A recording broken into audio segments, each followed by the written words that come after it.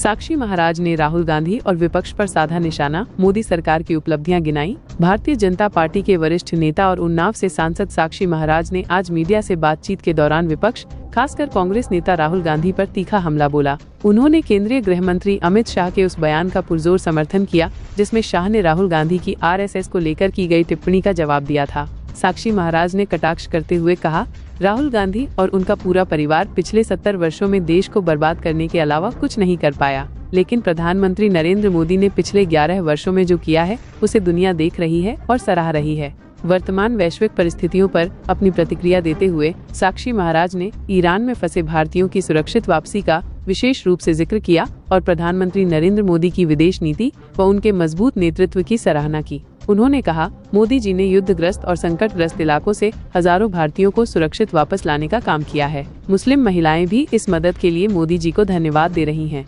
Israel में हो रहे आतंकी हमलों पर टिप्पणी करते हुए उन्होंने कहा कि भारत में ऑपरेशन सिंदूर के जरिए दुनिया को एक स्पष्ट संदेश दिया गया है कि भारत अब किसी भी साजिश या हमले को चुपचाप नहीं सहता। उन्होंने जोर देकर कहा, हर राष्ट्रवादी ने इस ऑपरेशन का समर्थन किया है और भारत की मजबूती का परिचय दिया है। योग दिवस के मौके पर मुस्लिम धर्मगुरु बंदरे आलम के योग को लेकर दिए गए विवादित बयान पर साक्षी महाराज ने तीखी प्रतिक्रिया दी। उन्होंने कहा, आज विश्व के कोने कोने में योग किया गया, सिर्फ भारत ही नहीं, अरब देशों में भी योग दिवस को उत्साहपूर्वक मनाया गया। यह भारत की सांस्कृतिक शक्ति और योग की वैश्विक स्वीकृति का प्रमाण है। साक्षी महाराज के इन बयानों के बाद राजनीतिक माहौल गर्मा गया है। कांग्रेस समेत विपक्षी दलों की तरफ से इन बयानों पर पलटवार की संभावना जताई जा रही है। हालांकि साक्षी महाराज अपने बेबाक बयानों को लेकर पहले भी चर्चा में रह चुके हैं और भाजपा की ओर से उन्हें एक स्पष्ट वक्ता माना जाता है।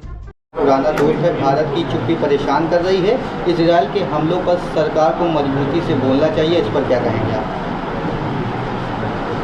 बहुत लंबे समय तक उनके परिवार के लोगों ने इस देश में राजनीति की।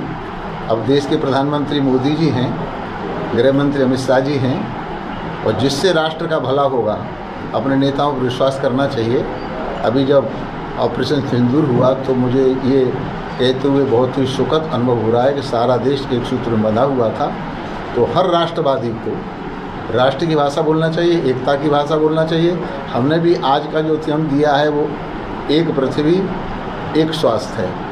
इकलौते हम हैं सारी धरती पर। सर्वे भवन्तु सुखिनः, सर्वे सन्तु निरामया, सर्वे भद्राणि पश्यन्तु मा कश्चित् दुःखभाग् भवेत्। अकेले हम हैं जो वसुधैव कुटुम्बकम् अयं निजः परो वेति गणना लघु चेतसाम् उदार चरितानां तो वसुधैव कुटुम्बकम्। ऐसा दर्शन, ऐसी संस्कृति, ऐसी सनातन परंपरा सारे विश्व में किसी के पास नहीं है जो भारत के पास है।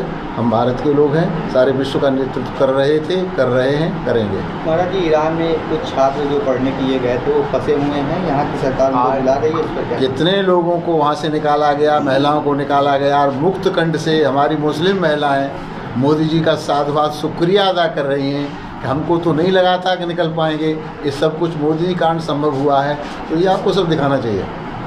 संभल के मुस्लिम धर्मगुरु हैं बंदरे आलम ने कहा है कि सरकार योग दिवस मुस्लिमों पर न थोपे। मुस्लिम 5 वक्त की योग करता है, नमाज की प्रक्रिया योग को बताया है। इस पर आप क्या कहेंगे? मुस्लिमों को सूर्य नमस्कार करने पर आपत्ति जताई है।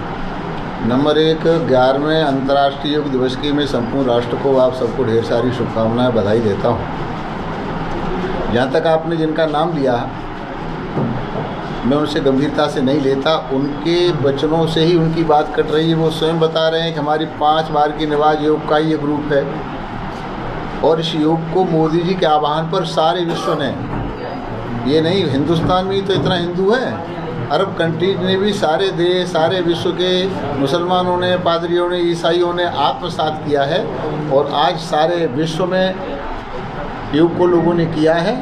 तो अगर इस प्रकार से अब्बास स्वरूप कोई व्यक्ति किसी प्रकार की टिप्पणी करता है तो उसका उत्तर देना कोई औचित्यपूर्ण नहीं है। महाराज जी, जिस तरीके से अमित शाह जी ने आपत्तिजनक टिप्पणी की है, कहा है कि आरएसएस वाले नहीं चाहते हैं कि गरीबों के बच्चे जो है अंग्रेजी सीखें। 70 साल तक राहुल गांधी, उनकी दादी, उनके पुरखा क्या करते रहे? इस देश को बर्बाद करने के अलावा कुछ नहीं किया। लेकिन 11 साल बेमिसाल, इन 11 सालों में मोदी जी ने देश को सर्वोच्च स्थान पर पहुंचा दिया है। भारत विश्व गुरु के स्थान पर पहुंच गया है। ये माननीय मोदी जी का और अमित शाह जी का करिश्मा है।